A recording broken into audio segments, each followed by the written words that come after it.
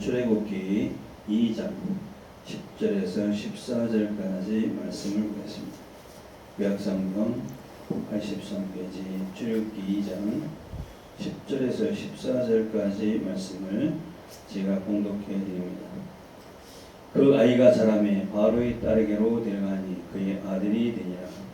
그가 그 이름을 모세라 하여 가로되 이는 내가 그를 물에서 건져내었음이라 하였더라. 모세가 장성한 후에 한 번은 자기 형제들에게 나가서 그 고역함을 보더니 어떤 애굽 사람이 어떤 히브리 사람 곧 자기 형제를 치는 것을 본지라. 좌우로 살펴 사람이 없음을 보고 그 애굽 사람을 쳐 죽여 모래에 감추니라. 이튿날 다시 나가니 두 히브리 사람이 서로 싸우는지라. 그런 자에게 이르되 네가 어찌하여 동포를 치느냐 하며 그가 가로되 누가 너로 우리 주제와 법관을 삼았냐. 네가 애굽 사람을 죽인같이 나도 죽이려느냐. 모세가 두려워하여 가로되 일이 탈로 되었도다. 아멘. 할렐루야.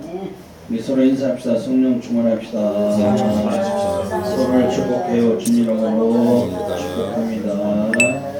아멘. 모세가 태어날 때는 지금부터 3,500년 전입니다. 모세가 태어날 때는 거기에 살던 히브리 백성들에게 편안하게 살 때가 아니에요. 히브리인들이 워낙 번성하니까 이스라엘 백성들이 워낙 인구가 많아지니까 바로 왕과 애굽 사람들이 굉장히 두려워졌어요. 그래서 안 되겠다 해서 바로 왕이 이 히브리인들, 이스라엘 민족들 씨를 말리기 위해서 말살 정책을 펴는데 그것이 뭐냐. 이 히브리인들이 아기를 낳으면은 남자 아기를 낳으면은 무조건 나일강에 던져 죽이라. 그런 명령에서 무시무시한 때에 모세가 태어나게 됩니다. 모세의 부모는 오늘 출애굽기 2장 1절에 보면은 레위 족속, 개혁개정편은 레위 가족이라고 했죠. 레위들인데 아버지가 아므람이었고 어머니가 요게벳이었어요. 그래서 모세가 장남이 아니라 이미 모세가 태어나기 전에 모세에게는 누이 미리암이 있었어요. 그렇죠? 형 아론이 있었습니다. 그런 때에 이 모세를 이제 낳게 되는데 다 죽이라는데 그때 무시무시할 때. 근데 모세의 부모가 아기를 낳았는데 모세를 낳았는데 보니까 굉장히 준수하였더라고 그랬어요. 준수란 말이 뭡니까? 아주 뛰어나게 잘생겼다는 거예요. 이거는 그러잖아요. 고슴도치도 제 세계 제일 이쁘다는 말이듯이 모든 부모가 다 그래요. 내가 낳은 자식이 좀 못나고 못생겼다 하더라도 가장 예쁘고 잘생겼어. 그렇죠. 그래서 모세가 뛰어나게 잘생겼기도 했겠지만은 무슨 말이냐면은 하나님이 보시기에 그렇게 아기 모세가 아름답게 보였다 그 말이에요. 다시 말씀드려서 하나님은 우리들 이 택한 백성들이 못나고 좀 꺼범하고 그렇죠. 못생겼어도 누구보다도 더 아름답게 보신다는 사실 믿으시기 바랍니다. 우리 성도들을 그렇게 아름답게 보신다. 자, 남자 아기를 낳으면 다 나일강에 던져 죽이라고 하는 그때에 아들 낳았는데 자기 아들을 낳아서 나일강에 던져 죽이는 부모가 어디 있겠어요? 발각되면 던져버리겠죠. 애굽 사람들. 그래서 몰래 이 모세 아기를 몰래 숨겨서 키우다가 3개월이 되었을 때 더 이상 키울 수가 없어요. 점점 아이가 크니까 울음소리도 크고 그렇죠. 어떻게 방법이 없지 않습니까? 그래서 3개월을 숨겨서 키우다가 더 이상 안 돼. 이게 바로 3개월의 석 달이 인간의 한계라고 이렇게 얘기를 합니다.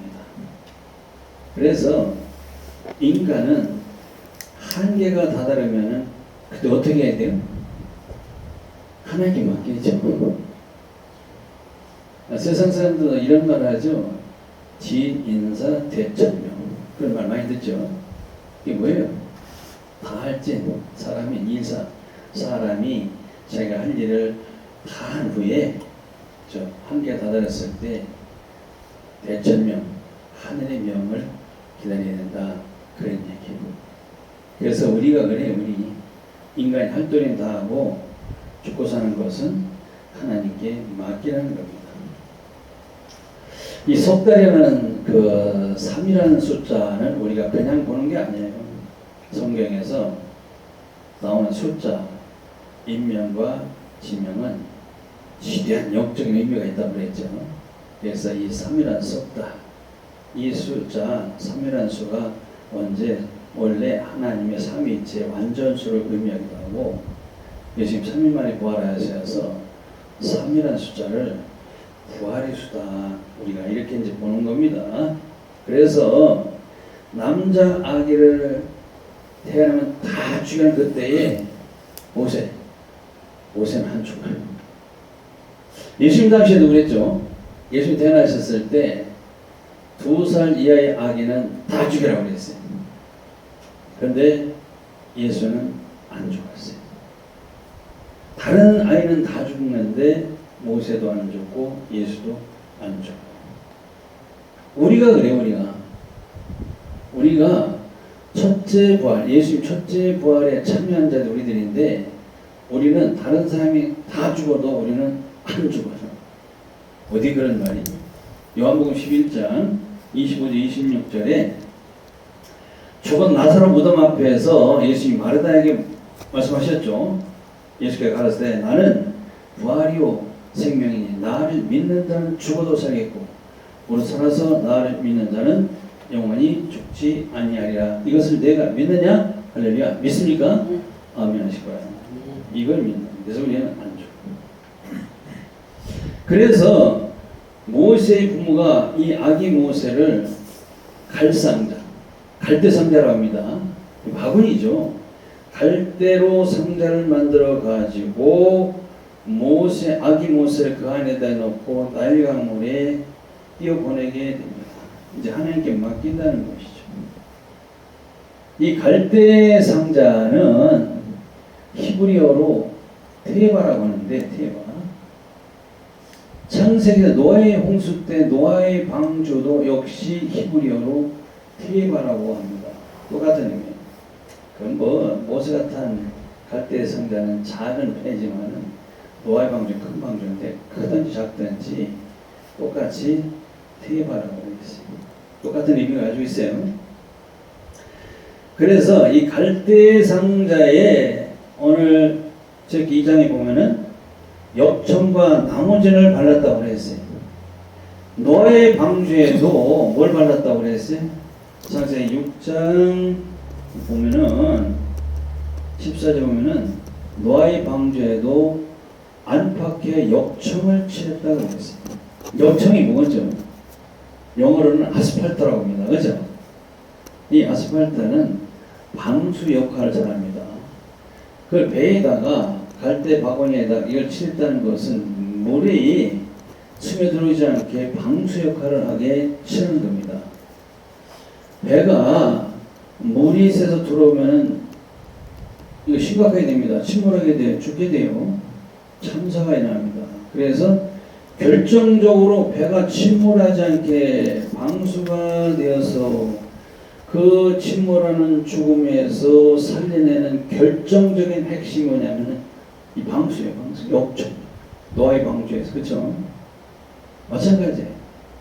모세를 태워보낸 그 갈대 상자가 물에 가라앉지 않고 물이 새지 않고 모세를 죽음에서 건져주는 그 역할이 바로 역청. 방수했다고 말해요. 그건 상식적인 얘기인데 그럼 우리에게 역청이 뭐냐 그 말입니다. 역청이. 그 역청이 바로 예수님의 보혈을 의미합니다. 예수님 피. 정말 그 역청 끈적끈적했고 피천적이었지 않습니까? 예수 보혈을 의미해요.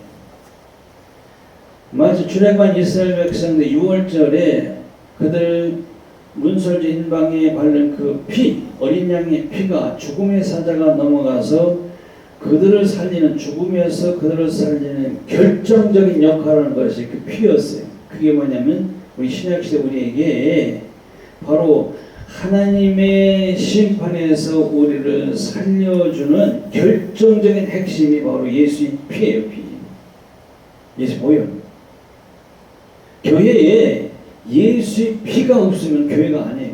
소용이 없어요. 아, 그런 의미를 가지고 있구나. 꼭 믿으시기 바랍니다.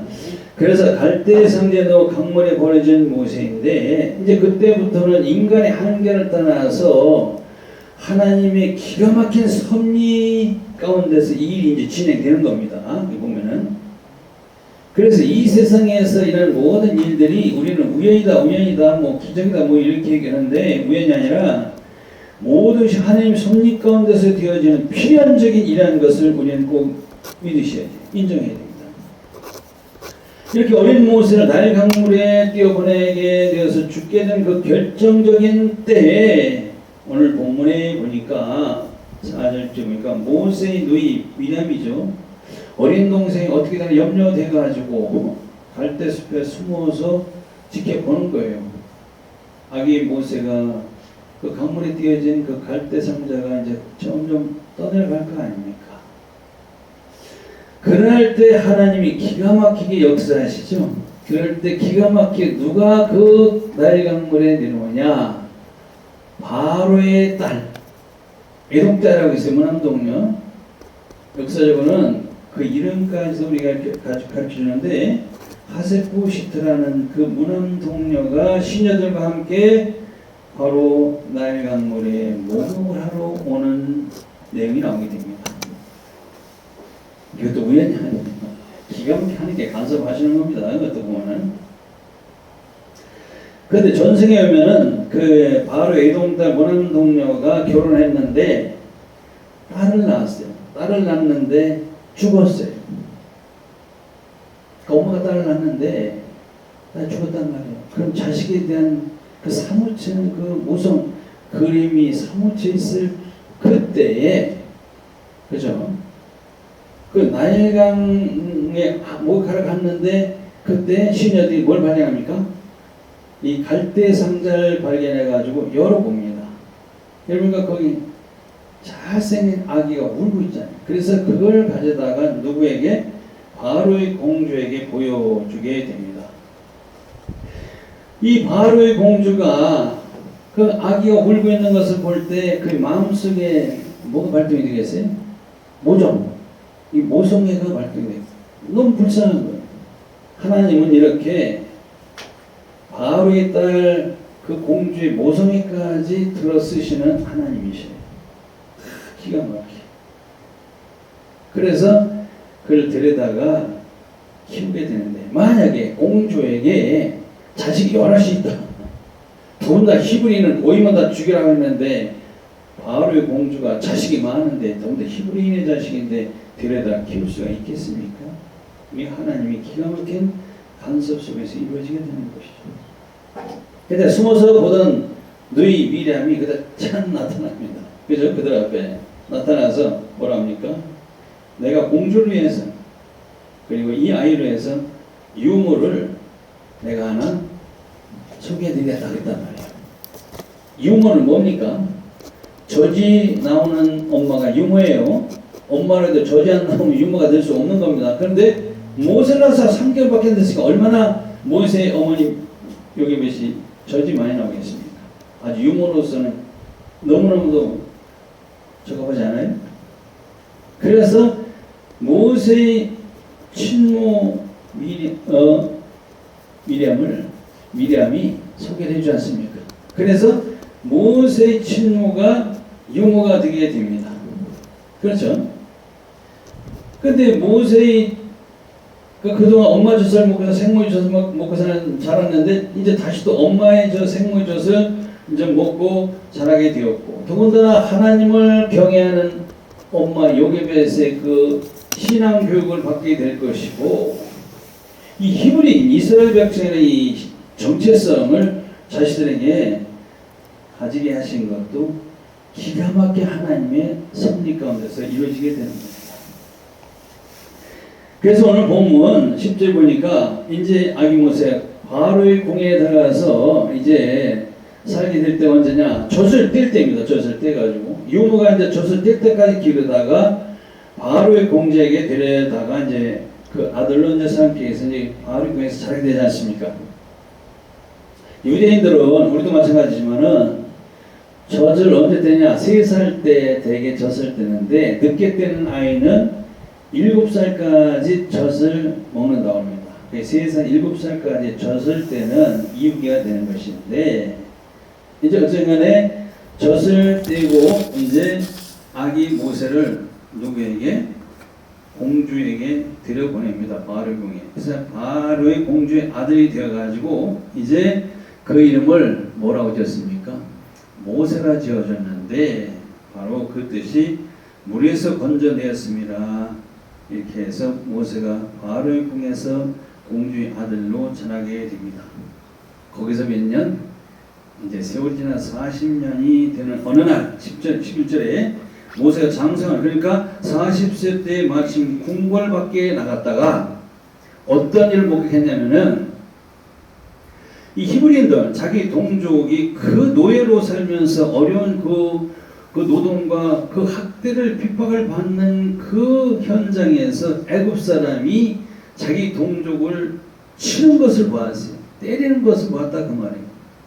그래서 모세가 혈기가 나죠. 그것을 보고 자기 백성을 구해준다고 그 애굽 사람 간역자를 한 방에 쳐서 죽여버려가지고 모래에 묻어버립니다. 그런 사고가 일어나게 되죠.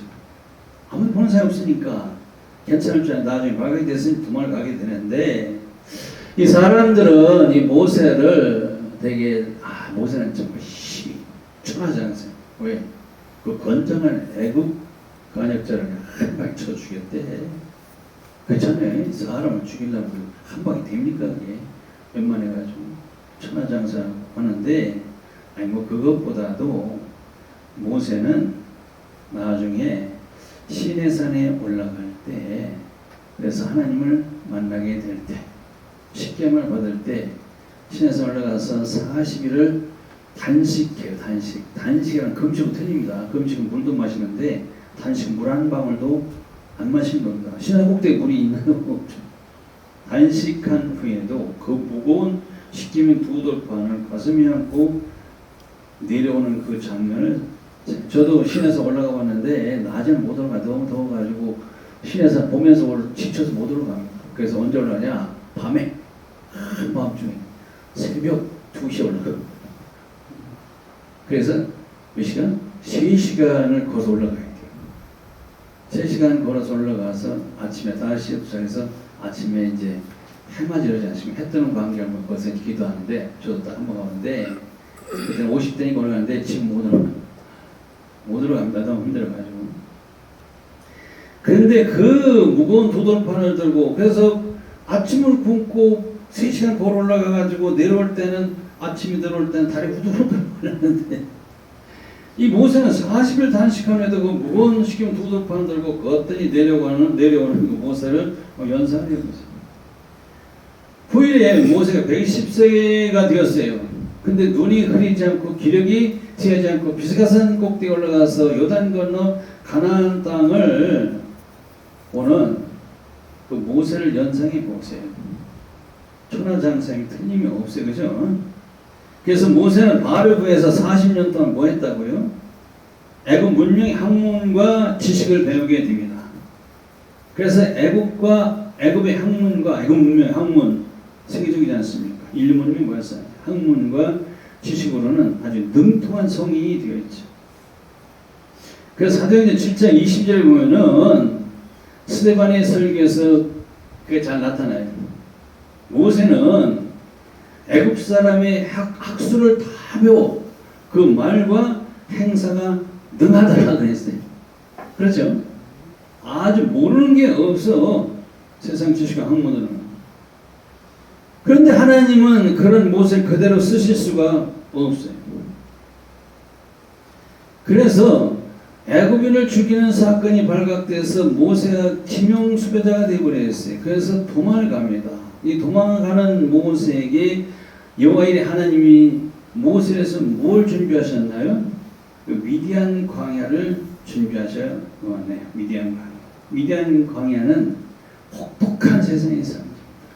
거긴 정말 용광로 같은 세상. 모세를 거기에 집어넣어가지고 하나님이 그걸 깨뜨리시고 녹이는 장소가 바로 미디안 광야라고 했어요. 그냥 그대로 살 수 없어요. 이제도 마찬가지예요.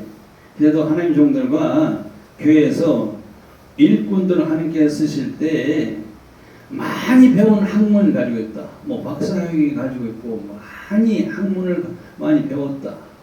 뭐 높은 자리에 있다 한다고 그대로 사용하실 수는 없어요. 그냥 그 성격 그대로 사용하면요, 주의 종들도 마찬가지고 교회 일꾼들도 마찬가지고 사고를 쳐서 교회가 문제가 많이 생겨 시끄러지게 됩니다. 그래서 모세가 많이 배워서 학문에 능통하고 말을 잘하는 데서 하나님께서 그를 쓰실 수가 없으셔요. 모세가 110세를 살았는데 40년 주기로 그의 생애가 나타나죠. 40년간 바로의 궁궐에서 그 애굽의 학문과 지식을 아주 다 배웠어요. 그런데 그것 가지고는 안 된다 그 말이에요.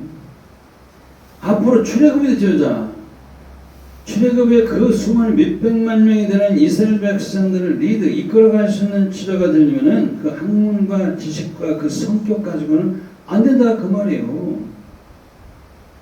물론 지도자가 되려면은 지식도 있어야 되겠죠. 아직도 일자무식이면 이것도 곤란합니다. 그렇죠? 그래서 아무도 일꾼을 쓸 수도 없죠.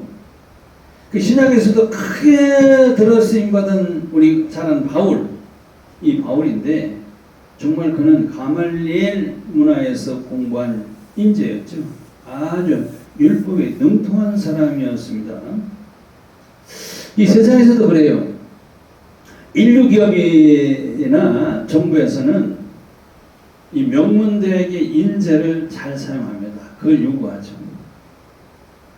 왜 중국의 나라가 미국과의 적대관계에 있으면서 왜 미국의 하버드 대학을 그렇게 넣으면서 자꾸 많이 유학을 보내요. 그것 때문에 문제가 나는데, 그죠? 왜냐면은 명문대에 나오는 이 인재들은 그들에게 남이 가지지 못하는 신지식이 있어요. 이게 필요하기 때문에 중국 그렇지 않습니까? 문제는 인격이 성숙되어야 되는데 지식만 그 많이 있다 해가지고 지도자가 되면은 이것도 문제가 돼요. 제대로 된 지도가 되려면은 지식도 학문도 많아야 되지만은 먼저 인격이 성숙이 돼요. 오늘날 이 시대 지식 만능주의, 과학 만능 시대, AI 시대, 로봇이 지금 앞으로 모든 것을 하는 시대가 지금 도래했는데 이게 심각해요. 이제 인성교육이 절대적으로 필요한 시대가 바로 이 시대인데 이게 부족해요. 그래서 하나님께서 쓰시는 데는 학문만 가지고는 안 된다는 말이죠. 그래서 그를 낮아지고 깨뜨리고 녹아지게 하기 위해서 하나님께서 예비하신 곳이 바로 미디안 광야예요. 미디안 광야에서 그가 도망가가지고 거기서부터 낮아지게 되고 깨지고 녹아지는 시작이 됩니다. 거긴 정말로 용광로 같은 그런 곳이었죠. 그래서 일단은 훌륭한 지도자가 되려면 나라의 지도자도 마찬가지예요. 인격이 좀 돼야 돼요. 그래서 속사람이 다듬어져야 되는 사람이 제대로 된 지도자가 된다는 거죠. 모세가 그래요. 아주 애굽의 학문과 지식이 능통했지 않습니까? 그 성격이 막 혈기가 있어요. 그거 가지고 지도자로 제대로 써먹을 수가 없다. 그런 얘기 이상도 마찬가지예요. 그래서 모세를 40년간 미디안 광야에서 그를 훈련시켜서 마치 용광로에 넣어버린 것과 똑같아.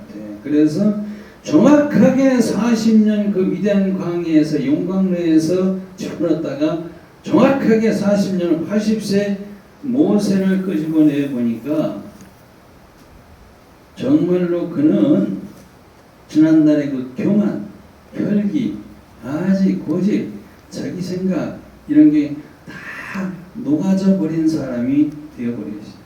그래서 그때 하나님께서 모세를 뭐라고 했습니까? 민수기 12장 3절에 모세의 온유함이 지면의 모든 사람보다 승하더라 해서 하나님이 인정하시는 온유한 사람이 되었다는 말이에요. 그래야 그가 하나님께 쓰임받게 되지 않습니까? 그 온유함이 뭐냐 도대체 온유한 사람이었대요. 예수님께서도 마태복음 5장 5절에 누가 복을 받는다고 했어요. 온유한 자는 복이 있나니 땅을 기업으로 받으리라 하셨는데 온유한 게 뭐냐? 글자 그대로 따스할 원자 부드러운 여자. 사람 상대 보면은 참 마음이 따스하고 부드러운 사람 있잖아요.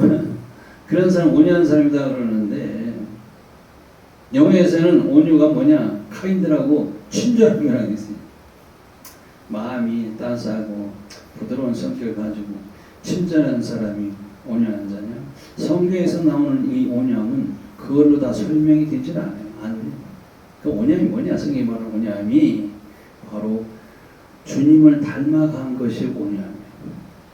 주님의 마음을 주님의 마음을 가지고 있는 사람이 바로 온유한 자라는 사실을 우리 가르쳐 주고 있지 않습니까? 그래서 모세에게 그렇게 되려고 얼마가 걸렸어요? 40년의 세월이 걸렸어요. 야곱은 몇 년 걸렸어요? 130년이라는 세월이 걸렸어요. 모세 40년 미디안 광야에서 야곱의 130년의 그의 삶을 다른 말로 뭐라고 표현하냐면은 산전수전이라고 해요. 산전수전 뭐예요? 산하고 싸우고 뭐라고 싸우고. 이 산전수전 많이 겪은 사람은 정말 가슴이 넓어지고 사람 이해를 잘하고 융통성 있는 사람이 돼요. 이 산전수전 많이 겪은 사람들은 대화하기 좋습니다. 근데 그 산전수전할 때 뭐라고 그렇게 고난을 겪어서 자기 못된 성격이 다 빠져나갔을 때 얘기해요. 산전수전 고생 쭉 했는데도 그 못된 성격이 빠져나가지 않은 사람 안 돼요. 자기 못된 요소를 빼내기만 하면은 그 사람에게 축복이 되는 겁니다. 근데 이 일이 잘 안 돼, 이게. 각 사람에게 그 못된 요소가 있지 않습니까? 구스물이. 이게 잘 안 드러내죠. 그렇죠? 자기가 안 드러낸단 말이에요. 그럼 그걸 누가 드러내냐면 남이 드러내는 남이. 그게 뭐라고요? 그걸 비난이라고 합니다. 비난받죠. 저 사람 못된 사람을 비난하잖아요. 저 사람은 그 못된 뭐가 있다면 그걸 가지고 비난하잖아요. 그걸 이제 드러내는데 이 시대 마찬가지 지난날도 마찬가지고 이 위정자들 그렇죠. 권세를 가지고 힘 있고 가진 자들이 보면은 이 비리를 많이 감추고 있는 것을 우리는 몰라요. 그렇죠? 근데 아는 사람이 있어. 그러니까 안 드러내.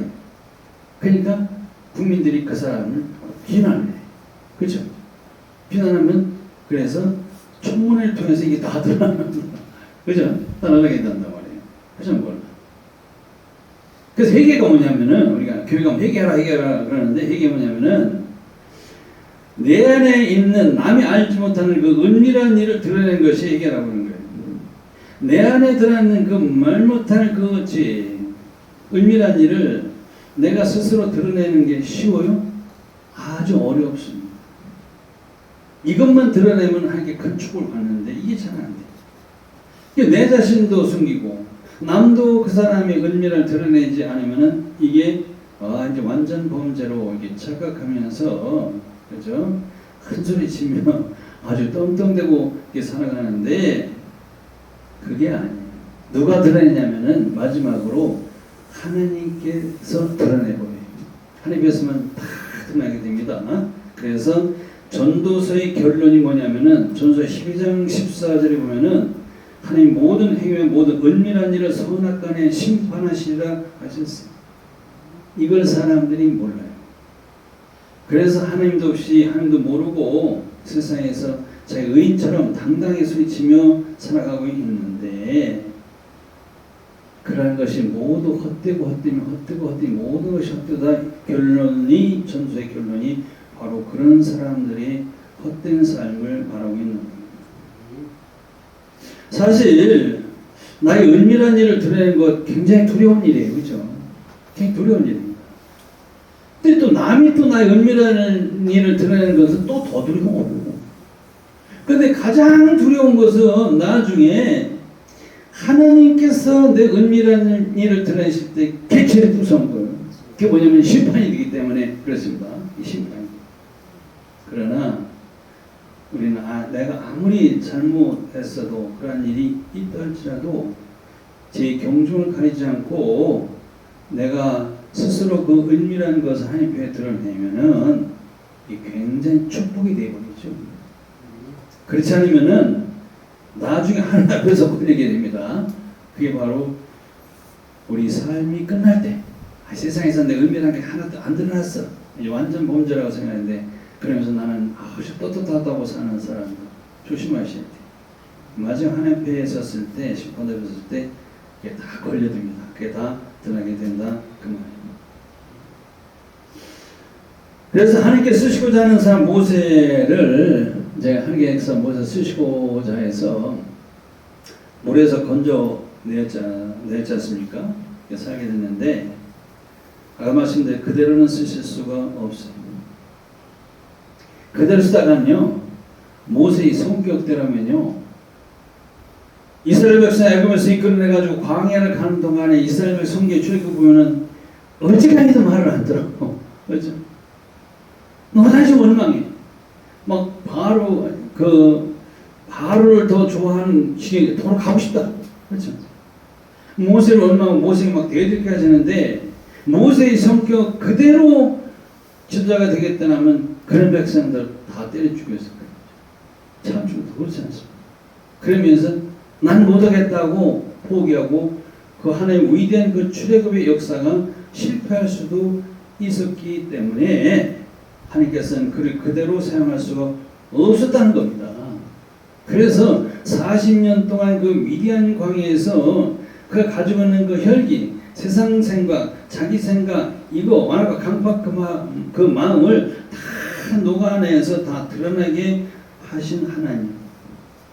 그래서 80세 때 사람의 눈으로 보기엔 너무 늦어. 나이가 80세니까 그때에 하나님께서 모세를 쓰시게 되었다는 겁니다. 모세의 120살 살았죠. 110년의 삶에서 보면은 모세의 40세 때가 청년, 80세 때가 중년이야. 모세 120세가 노년이라 해서 그때 하나님 부르시는 거예요. 그렇죠? 이 시대가 지금 그런 시대, 100세 시대, 40세가 청년이요. 그럼 80세가 중년이 오네. 그렇죠? 100세 때가 노년이 될 것 같아요.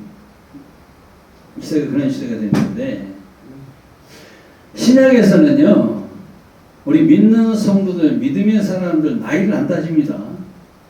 예수 안에서는 나이를 따지는 게 아니에요. 나이가 필요가 없어요. 구약에서는 따졌는데 바로 성령의 시대이기 때문에 우리에게 가르쳐 주시지 않습니까? 말씀 맺어요. 우리가 누구입니까?